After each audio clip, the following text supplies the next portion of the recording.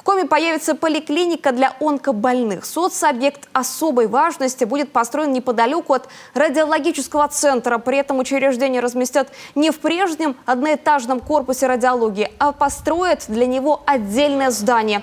А все потому, что нынешнее строение слишком мало для того потока онкопациентов, который предполагается. Так, за смену нужно принимать до 200 пациентов.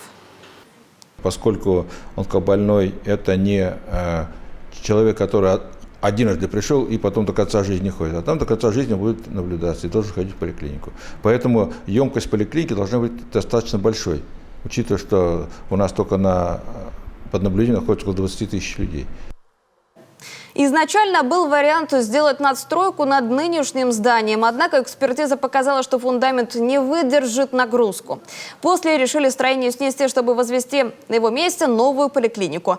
Но и от этой затеи отказались, ведь корпус хоть и небольшой, но тем не менее не такой старый, после капитального ремонта еще может послужить в медицине. В итоге глава Коми распорядился искать новое место для организации поликлиники. Участок выбрали поблизости. Работа над самим проектом уже ведется. Процесс по поручению Владимира Ойба не должен быть растянут. Все были очень рады. Здание сохранено, оно будет поликлиника будет построена, причем в ближайшее время, как только у нас борьба с ковидом, это здание под ковидом занято, ковидными больными занято, освободится, и мы тогда совершенно спокойно можем идти по улучшению службы для онкологических больных, которые сейчас находится в таком стесненном состоянии, что просто даже районные поликлиники в лучшем состоянии, чем наша республиканская онкологическая поликлиника, якобы назовут, там никакой не поликлиника, закуток.